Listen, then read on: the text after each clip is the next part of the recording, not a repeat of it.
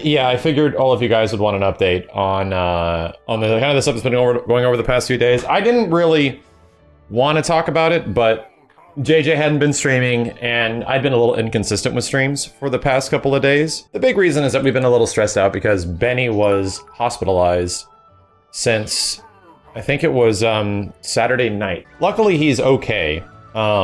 He's going to be okay, but we gotta...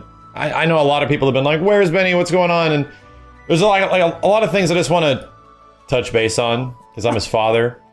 But she's the one. Benny loves that lady. I tell you what, Benny does anything for that lady. But first off, let's talk about Benny, because I don't want to clickbait you guys and save the Benny story for last. So, long story short, Benny was in the latest Fighting History episode, but that was filmed back in 2017-ish. And I didn't get it to go up until now because I wanted to actually finish it. But we never ended up getting that opportunity.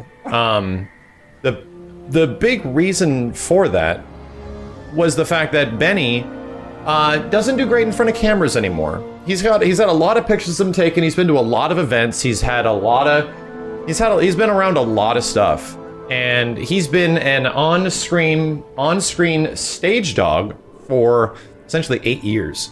And he's still a good boy. He still can do stuff in front of a camera. The big thing is that in that last few episodes of Fighting History, he was starting to get to that point, you know?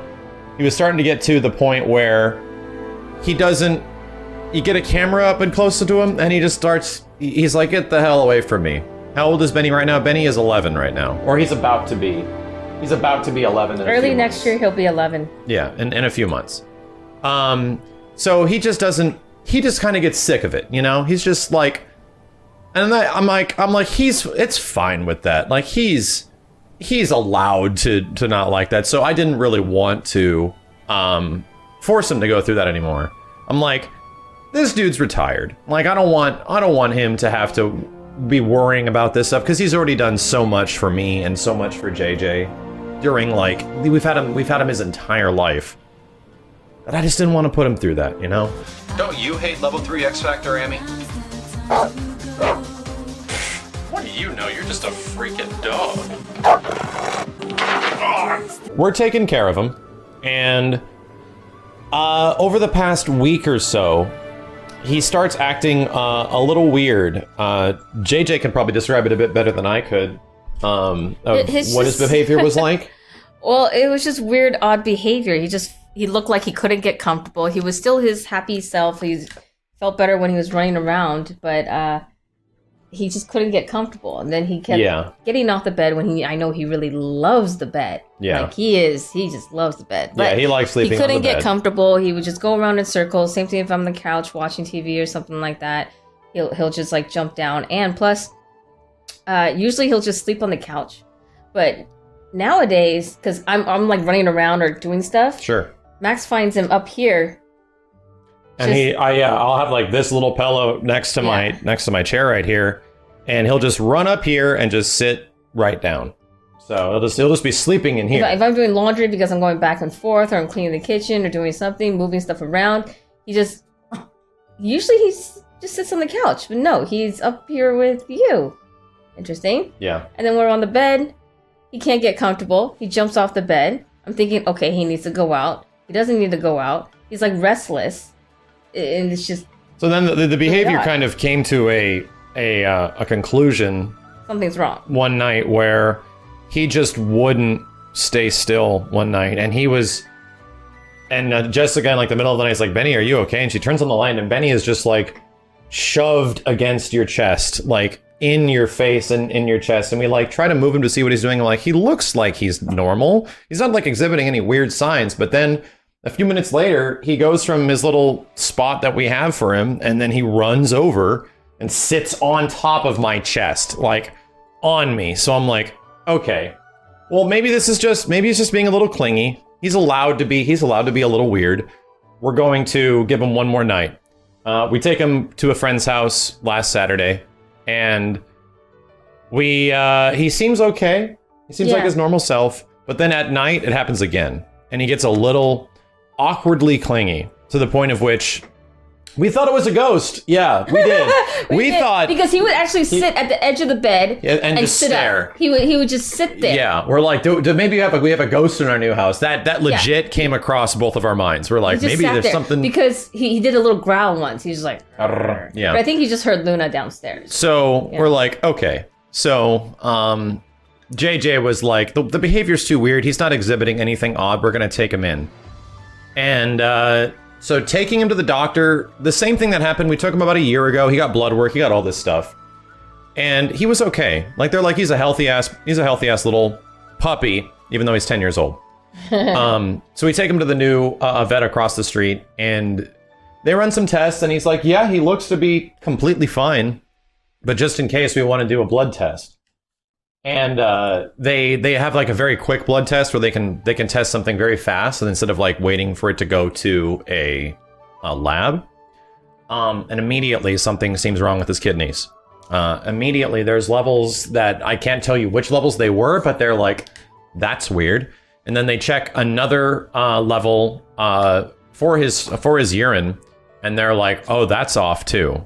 Well, no, they checked his. They said we're gonna check his blood. Because he had no fever, right? No abnormal, no growths or anything. Yeah. His heart rate was fine. His breathing seemingly, was fine. On the outside, completely healthy. Yeah, like physically, and no, because they check for any lumps or anything like that. Yeah. They check his heartbeat, his breathing. It's like everything seems normal and it's fine. And they did some blood work, and then all of a sudden they asked me, like, they didn't even give me the results for the blood work. There's like, can we do a urine test? I was like, okay, yeah, sure. So they pulled urine, like, and it kind of confirmed like what they see in the blood test, that his levels in his kidneys are off. Yeah, his kidneys aren't working correctly. Something was way too high, and then another thing was way too low. And for anyone that has a dog or has an older dog, this is called renal failure. It's kidney failure. So his kidneys aren't processing liquids correctly. And so immediately they're like, he looks to be fine, but at the same time, we need to get him on we need to actually admit him and get him on treatment immediately.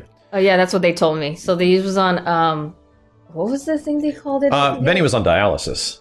Kind of like he was on dialysis. Yeah. They essentially had to flush him completely clean. They had to make sure all the toxins in his body were gone, because there was some he was already exhibiting some symptoms, like having to go to the bathroom a lot and just typical old dog stuff. But yeah, they said he was dehydrated, and I was like, how can he be dehydrated? And that's the thing, that's the thing. When dogs have kidney problems, when dogs have kidney problems, they're always thirsty. And on my stream, how often he has to go out. And I let him out. I don't let him hold it. I let him out. So he's so he's already exhibiting like a couple of symptoms. There's nothing super serious. And after 3 days, there's a couple of tests that we were looking to get back, and a couple of blood tests that took a few days. Because they really didn't want it to be renal failure. Yeah, they actually don't want it to be treatable. They want it to be infection or disease. Yeah, kidney disease, because those are both came out negative. Those are actually treatable. So, long story short, Benny didn't have the very treatable options. He has the beginning stages, the very, very early stages of renal failure. And this isn't exactly an uncommon thing for dogs around his age. The good news is that it's absolutely treatable. It's manageable. And he can still live like a happy dog life. But the big thing is that he wasn't really exhibiting like a lot of crazy symptoms. Usually if a dog has to go in for something like kidney failure, they're already showing signs that can be pretty rough. They're already showing signs that like they're in a later stage, and it's just about managing what little time you might have left. Just making the dog comfortable. And Benny wasn't showing any of those signs. He showed nothing like that. That's what the doctors thought was weird. But he was trying to tell us something, because dogs don't show like pain, obviously. And he was trying to show us that I need to go to the vet. I need to go see something. Yeah, because usually he shivers at the vet, and he was more comfortable at this new vet because I was scared. Oddly enough, he was at the vet, and apparently he was like a fucking angel. Like everyone was like, this is like the sweetest. He barks if he wants to go out. He taps his bowl if he wants food. I'm like, yeah, we kind of trained him to do all that. And they were all surprised about that. They had other dogs in the other kennels that were just crying, barking up a storm. They had to cover it with a blanket. And then with Benny, he just sat there. And you guys all know that he barks a lot. Yeah.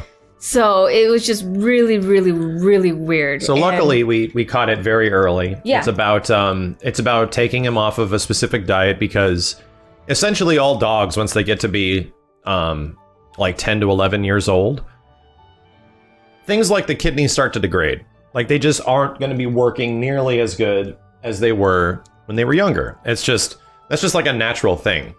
And if you're able to catch things earlier, the better. So it was an extremely good thing that we caught it early, but it's also just like a wake-up sign that he's an old dude and he's allowed to be retired. And I'm not going to force him to do anything he doesn't want to do. He's still spry for a little guy, but he has to still kind of. He likes to play and everything like that. But God, man, it's one of the toughest things in the world for me. When we were going to the previous vet, to see him go to the vet, and this was just for teeth cleaning, and they had to like clean his teeth, but he Max would went with me one time. Yeah, I went one time, and this is hard for me to talk about. He would shake so much. He would be so scared.